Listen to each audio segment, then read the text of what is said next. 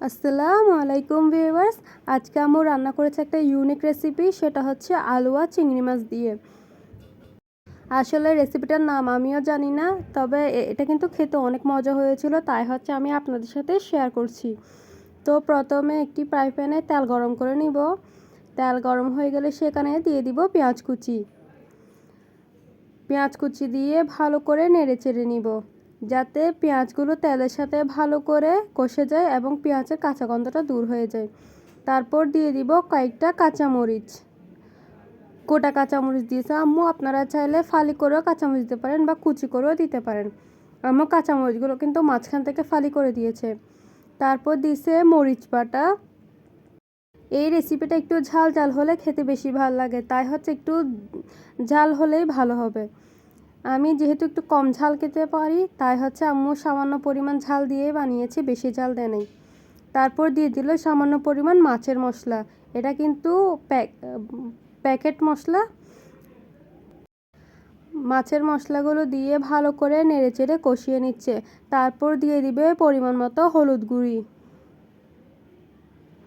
হলুদ গুঁড়ি দিয়ে আবারও নেড়েচেড়ে নিচ্ছিল আম্মু। এভাবে অনবরত নেড়ে চেড়ে মশলাগুলো কষিয়ে নিবে, যাতে মশলাগুলোর কাঁচা ভাবটা দূর হয়ে যায়। মশলার কাঁচা ভাব রান্নার মধ্যে থাকলে কিন্তু রান্নাটা খেতে মজা লাগে না, আর কীরকম যেন একটা গন্ধ আসে। তাই হচ্ছে আগে তেলের সাথে ভালো করে কষিয়ে কাঁচা গন্ধটা দূর করে নিচ্ছে। তারপর দিয়ে দিছে চিংড়ি মাছ।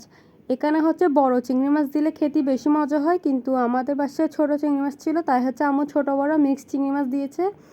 আপনারা বড় চিংড়ি মাছ দিন, তাহলে কিন্তু খেতে আরও বেশি ভালো লাগবে। চিংড়ি মাছগুলোকে ভালো করে নেড়ে চেড়ে নিচ্ছে। তারপর দিয়ে দিছে আলু। আলু ভাজি করার সময় আমরা যেরকম করে কাটি ওইরকমভাবে দিয়েছে আম্মু। এরকমভাবে দিলে কিন্তু দেখতে আর খেতে বেশি ভালো লাগে, তাই হচ্ছে আপনারাও ট্রাই করবেন এরকমভাবে করার জন্য। তারপর চিংড়ি মাছ, আলু আর মশলাগুলোকে ভালো করে নেড়ে ছেড়ে তেলের মধ্যে সামান্য পরিমাণ কষিয়ে নিল। সামান্য পরিমাণ কষিয়ে নেওয়ার পর সেখানে দিয়ে দিয়েছে অল্প পরিমাণ পানি। এটা কিন্তু একদম মাখা মাখা টাইপের হবে, তাই হচ্ছে পানিও কিন্তু খুব কম দিয়েছে, যাতে আলুগুলো আর চিংড়ি মাছগুলো সিদ্ধ হয়ে যায়। সেই পরিমাণ পানি দিলেই হবে, বেশি দেওয়ার দরকার নেই। তারপর পানি দিয়ে নেড়ে চেড়ে ঢাকনা দিয়ে দিবে, যাতে আলু আর হচ্ছে চিংড়ি মাছগুলো ভালো করে কষে যায় এবং সিদ্ধ হয়ে যায়। এই তো আমাদের আলু আর চিংড়ি মাছ একদম পারফেক্টলি কষে গেছে এবং সিদ্ধ হয়ে গেছে। এই মোমেন্টে ঢাকনা খুলে সেখানে দিয়ে দিব টমেটো টুকরো আর হচ্ছে সামান্য পরিমাণ ধনেপাতা কুচি। আপনারা চাইলে টমেটো কুচি করে দিতে পারেন, এতেও কিন্তু খেতে অনেক ভালো লাগবে। তারপর আবারও ঢাকনা দিয়ে দিচ্ছি, যাতে টমেটোগুলো সামান্য পরিমাণ গলে ঝোলের সাথে মিশে যায়। টমেটোগুলো কিন্তু ঝোলের সাথে মিশে গেলে খেতে অনেক ভালো লাগবে। এই তো পানিগুলো একদম শুকিয়ে গেছে আর একদম মাখো মাখো টাইপের হয়ে গেছে, দেখেন কত সুন্দর হয়েছে। এগুলো কিন্তু খেতেও অনেক মজা হয়েছিল। এবার ঢাকনা দিয়ে নামিয়ে নিব।